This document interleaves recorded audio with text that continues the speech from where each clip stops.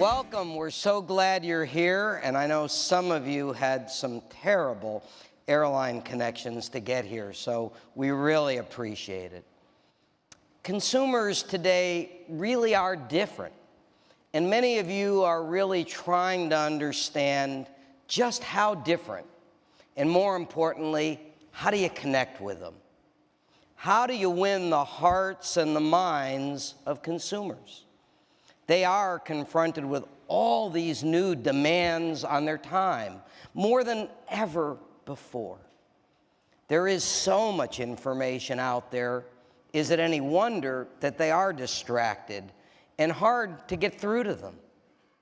Yet, there are ways that we can improve our communication and the customer experience, and we'll have to. Using technology, data analytics, social media, as Scott said, we can learn more about the consumer, what they want, and how they think. Everything we think we know about consumers, we need to stop and think critically about it. Because today you really aren't just competing with each other. You're competing with Apple, with Amazon, with everybody else for mind share. And if you want to win the consumer, that's who you're competing against. Everything is different because at the core, the American household is not as homogeneous as it once was. The very definition of a family is quite different. LIMRA research tells us this diversity is reflected in what they believe, how they think, what they believe they need, and how they prioritize every financial decision. If we want our products and services to resonate, we better understand better what's changed. How do we get through to them to make life insurance one of their priorities? How do we convince them to save more for retirement? How can we communicate differently to help them make better financial decisions? We are a more diverse country, and that trend is going to continue for the next 30-plus years. The Asian population more than doubles by 2060. The U.S. Hispanic population grows 125% by 2060. In fact, by 2060, the minority population will outnumber the white population in the U.S. So that's a basic, fundamental demographic shift. But there is so much more demographically that's changed. What we considered a traditional household, married with children, in 1970, that represented 40% of households. Today, that's only 20%. Is it any wonder that it's harder to sell life insurance? Multi-generational households are on the rise. They've grown 50% since 1980. Single-family households, they've more than doubled since 1970. Fewer people are getting married. Only 51% today versus 72% in 1960. And those that are marrying, they're marrying later. Americans are also having fewer children, and those that do are delaying it till they're older. These are all clearly not good trends for life insurance. And this is in part why cash value products are growing, because they resonate more with this new demographic. Generation Y, they are ethnically and culturally more diverse than any previous generation. And they're more educated. 4 in 10 are college educated. But at the same time, the cost of college has skyrocketed. So they are likely carrying considerable debt as they begin their adult lives. Many of us didn't. They need life insurance more because of the debt, but they can less afford to pay for it. A whopping 37% of them, Gen Ys, are unemployed. And more than a third depend on a family member for financial support. Maybe that's why only 26% of them are married, compared to 48% of the boomers when they were the same age. Then it's probably also no surprise fewer are buying homes. Only 38% of millennials own a home versus 52% of their parents. Now, they also have markedly different views about religion and politics, and they're far less trusting than other generations. We have to communicate differently to reach them. Folks, they have a bullshit meter. If you want to connect, you have got to be authentic. They don't want to be sold. They are the most media-savvy consumers ever. If we want their business, we need to earn their trust. We must be real and transparent and certainly not overpackaged. Difficult to do in a compliance world. Any appearance of a sales approach to them is off-putting. That's not to say, though, that they aren't interested in financial security, because there's good news in our data, too. Millennials say they are more likely to buy life insurance in the next 12 months than any other generation. And according to a Transamerica study, they are taking saving for retirement very seriously. We boomers, we need to stop judging them by our standards and recognize their real positive attributes. They are very community-oriented. They like working in teams. And they do want to make the world a better place. We need to leverage those positive traits to show them why a career, teaching and helping people to make better financial decisions is an honest calling.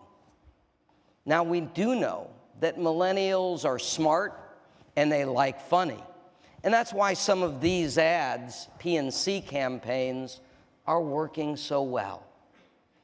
We need to leverage this kind of thinking to connect if we want to win the hearts and the minds of millennials. What else is making consumers today so very different? In 40% of households with children under age 18, the woman is the sole or primary source of income. Women are indeed making more of the buying decisions. Some studies suggest that 85% of all decisions on purchases are made by women. But you know what? This is a good thing for us. Women, in fact, value our products more than men, and they are more likely to be interested in life insurance and saving for retirement. Yet, only 1 in 5 of our sales force is female. If we want to win women's hearts and minds, we have to recruit more women, and we need to teach men how to better communicate with women. Good luck with that one. To connect with women, we must be more effective on social media, because that's where they are. Studies indicate they're much more likely to rely on information that they get on social media. Now, a recent LIMRA study found that 93% of life insurance companies now have social media programs in place as of 2013. That's up from 55% in 2010.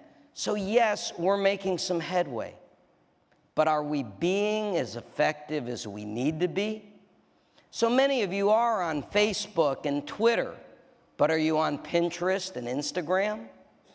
1/3 of women use Pinterest, and the majority of them have household incomes of $100,000 or more. Seems like an audience that we'd want to reach. Women and millennials really seek out third-party endorsements, whether it's from family and friends or product reviews on Yelp or Angie's List or Amazon. Do you have a strategy in these spaces? But women also like to follow mommy blogs. There are insurers working with mommy bloggers to promote messages about the importance of life insurance and saving for retirement. Should this be part of your strategy? But you know what else is different? As a nation, we're getting older. By 2056, Americans 65 or older will outnumber those under 18. This has huge implications. And it is any wonder that more people are concerned about retirement, more concerned about living too long than dying too soon. But even boomers are changing. And are we thinking enough about how they're changing and the implications to our business? In 1990, only 10% of those over 50 were divorced. By 2009, that was up to 25% and climbing. And here, too, it is the women that are driving that change. 66% of the time in divorces over 40, it's the women that want the divorce. But that doesn't mean that they want to live alone. Remember this TV show, The Golden Girls? Turns out they were way ahead of their time. Many older single women are looking for ways to find others in the same situation so they can live together. There's a movement of groups of websites helping boomer women come together in alternate living arrangements. Roommates for Boomers is a website built to facilitate matchmaking for those unattached women over 45 looking to reduce housing costs and live together. You fill out a questionnaire, kind of like on a dating service, and they help set you up with someone you might be compatible with. Now you're saying, Bob, why should I care about this? Because this is a fundamental shift in how we have to do retirement planning for a segment of the population. We often ask, gee, why don't people get it? How come I can't make them save more for retirement? Why aren't people just more concerned about running out of money? Folks, we're focusing on the financial issues, not what people really care about, what they're worried about in retirement. A recent study found that their health and well-being were more important to retirees than their personal finances. Where will I live? Who will take care of me if I get sick?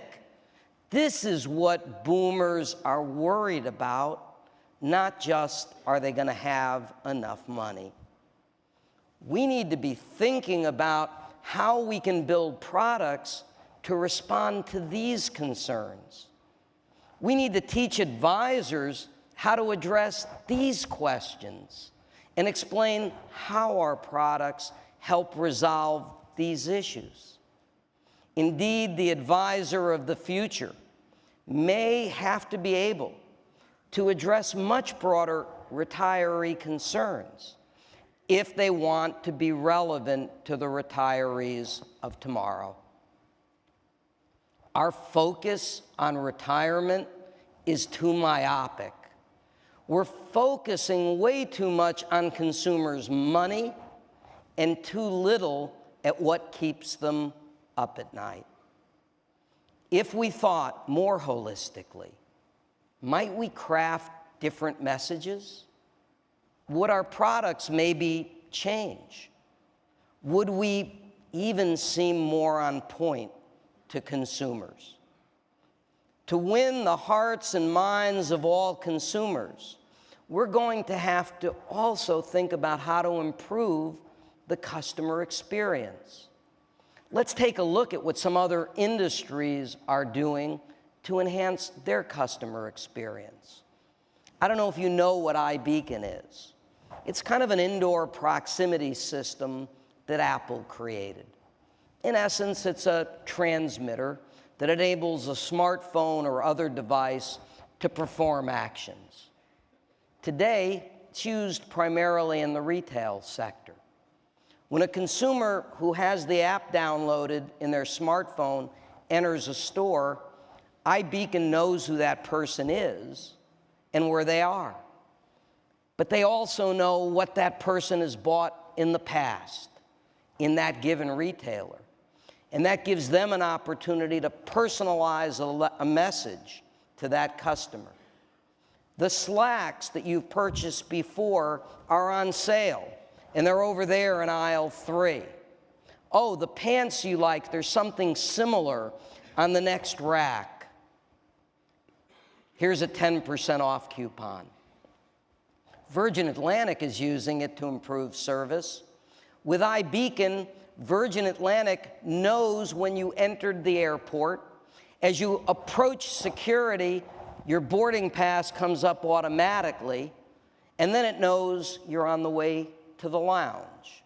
So they can perhaps greet you by name and even have your favorite drink waiting for you.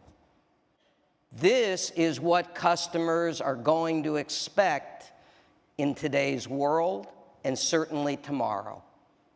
And if you know a lot about them and make good recommendations, they'll listen and they'll buy more. What percent of Amazon's sales do you think are generated from the suggestions that they make? It's about 35%. More than a third of their sales they create. How good are we at cross-selling? How much do we even know about our customers to make recommendations that would seem to them to be on point? And how can we change that? Would we even trust, would they even trust our recommendations? Regrettably, probably not. We are pretty much at the bottom of the list of who they trust. Today, we are not winning the hearts and minds of consumers. And it's really sad. I've often wondered how an industry that does so much good for people is consistently rated so low.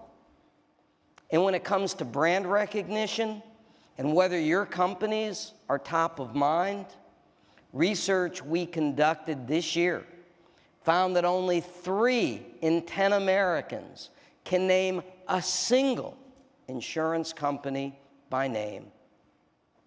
Folks, we have met the enemy, and it is us.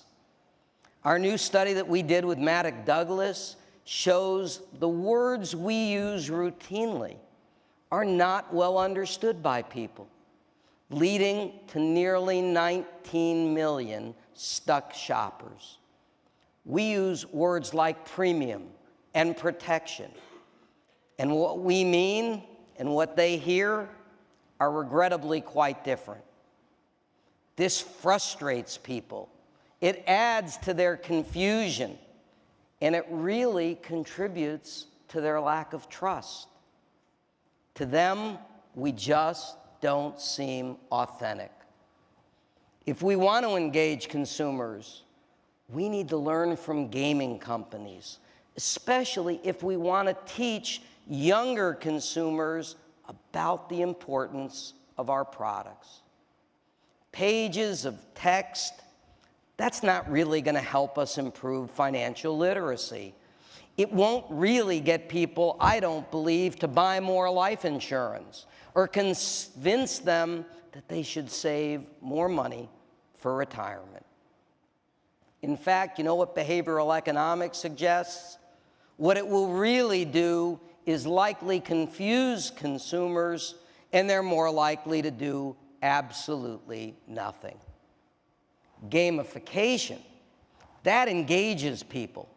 It gets them actively participating in the process. And please, don't get the idea this is just for kids. Studies show adults, yes, and even boomers, are playing games, and they're learning from them. This is an effective way to communicate with all generations. Nike launched an interactive campaign to promote its winterwear. Participants played the game, and they get to test their reflexes and to compete against each other. This type of application uses games and prizes, but it also has a social media component because you're competing against others. Ford launched Get Your Game Face On, where consumers actually vie and compete to build a virtual Mustang. Now, these are some of the elements of a successful tool. There must be rewards that have real or imaginary value. People like to know how do they compare with others. So ideally, it should be a competition, and there should be a social element. Games should also have a little bit of mystery, like a treasure hunt. And there should be levels so that players want to come back and try to improve. If we're really going to teach young people to appreciate life insurance, to understand the need for systematic savings, we are going to have to employ more gamification. Why is it effective? Well, first of all, it's more fun than reading information online. But it's also because it engages them. It involves them in a different way. They learn by doing, by experience. Now, some in the financial space are finding ways to incorporate gamification. This site helps teach the basic importance of saving strategies, but also how to deal with debt, and about the importance of saving for retirement, but in a challenging game. And the lessons are very subtle. Players learn by answering questions and getting positive or negative feedback. Schwab has created It's Your Life game. People play the game, but they get to see the outcomes of their decision. So, for example, players given choices. Do they want to save 3% of their pay, 5%, or 10%? Whatever the decision, the game tells them what the outcome would be. But they can even go back, and they can change their answers. So then they can see what would have happened if they changed the amount. So in essence, the players learn by experience. On Fidelity's new mobile app called Net Benefits, they offer a new peer benchmarking feature that really lets you compare your retirement plan information to other people the same age, by location. And this is important. It gives people what they really want. How am I doing compared to others? But we can also use gamification, perhaps to recruit and to even teach things to our employees in a much more effective way. The Army uses gamification to test recruits' aptitudes for certain roles. They play a game, and the higher the score, the higher the likelihood of success in a given role. The Navy uses gamification to teach basic policies to recruits. They practice over and over basic procedures and protocols. And Allstate is using gamification to teach ethics. So how else might we lever gamification? Could it provide a more effective way to better train distribution about new products? Or maybe even to think differently about how they should talk to a consumer? To win the hearts and the minds, we are also going to have to listen better to what it is people really want. A good case study of listening to your customer is Harley-Davidson. In the 80s, they were losing market share.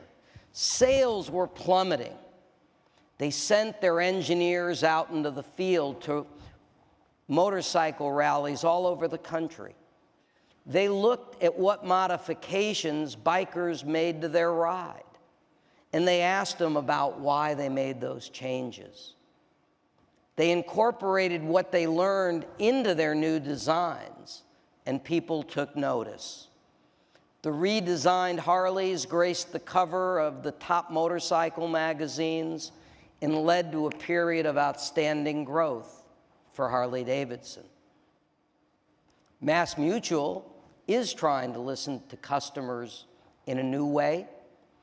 They have set up a storefront called Society of Grown-Ups, where people can come and learn about financial topics. Things like buying a home, managing debt, drawing up a will. They can come to classes, little chats, supper clubs, or listen to speakers. MassMutual's branding is very understated. It's not supposed to be about them. They actually aren't trying to sell anything, but they believe that by talking to these customers in a new way, in a different way, they can learn important things from them. This initiative is not about an immediate ROI.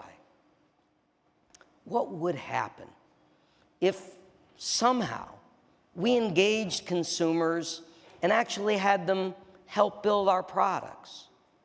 If through feedback and forums, we really thought more about what they were really worried about, would that change how we built product like it did for Harley-Davidson? Tomorrow you'll hear from Lou Gerstner, former CEO of IBM. He will tell you that listening to the customer was crucial to the turnaround of IBM. If we want to change our results, maybe we should take his message to heart. When you look at some of the newer business models that are getting traction, they build product very differently than we do. They identify a problem, something that in their view isn't working today based on what consumers tell them, and they say, there has to be a better way. Look at a website for Zipcar. Their marketing premise is really quite simple. A car, anytime, anywhere, for however long you want it. An hour, a day, no problem. The cars are located in neighborhoods, near where people live and they work, not just at airports.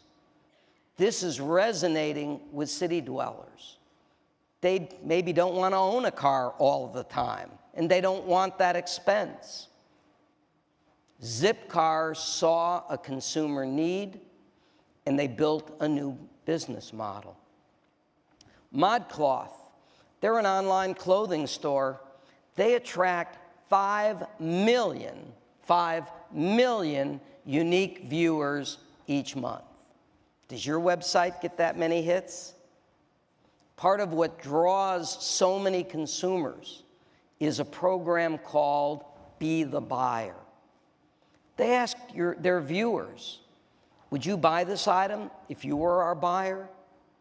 They get valuable feedback that helps them make buying decisions, helps them decide how many to order and which ones to put on sale quick to get rid of. It creates consumer involvement and engagement. It employs the principles of gamification. Should we consider using crowdsourcing to build a product? Sounds ridiculous. Can we test market a new concept for a product with a certain segment and get them so engaged they help us design it? Today we are building products. Are we building products that really address what consumers want, or do we build products that fit our business model? If we don't begin doing it differently, will a disruptor like Zipcar or ModCloth appear in our space? Will we someday see someone like Amazon or Google somehow, some way enter our space? Now, when individual long-term care sales began to decline, LIMRA research suggested there was still a big demand. Other research we did said people liked the idea of riders. Many of you actually listened, and you created long-term care riders that have spurred the sales of life insurance. I think this is an example where we did listen to the consumer, and many of you were rewarded. Our research can be valuable in understanding what's on the consumer's minds. So in this new world, we do have to better leverage social media. We need to use tools like gamification to help people get it. We need to help people make better financial decisions. And many of you are making progress, but we have to work harder if we really want to win the hearts and minds. We have to leverage big data and technology to help us better engage those consumers. But don't get me wrong, we still believe it's a lot about advice too. Those of you that have sales forces have what I believe is a sustainable advantage, as long as the regulatory climate doesn't change dramatically. I'm thankful that some of you are still investing in people and feet on the street. But I also need you to think we have made so little progress in increasing their productivity over the last 20 years.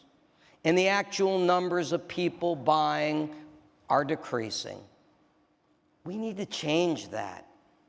We need to harness technology and big data to help them get more prospects with a higher proclivity to buy, and to use technology to see more people, either in person or virtually. Edward Jones looked at their client data to create a profile of what their best clients looked like. They then used broader consumer data to identify households in a specific location that match that profile.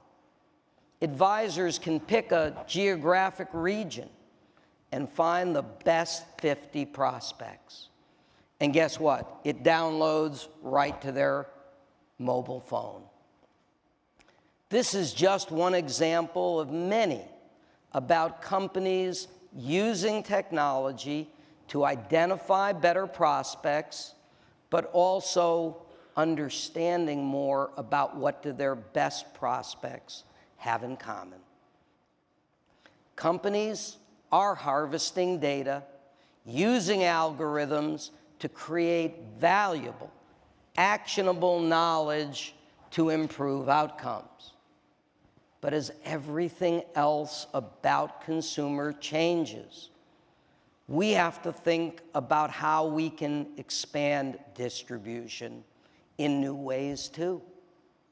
The advances in simplified issue do provide us new ways to grow life insurance sales that have simply never existed before. Everything I've said, I hope today suggests people are different. To effectively cover the market and to grow sales, we need to provide an array of alternatives in how they can buy and in how they can get information and advice. The advice model must also morph to provide options. Some will want to buy online at 2 a.m., and we need to provide them an effective medium to buy.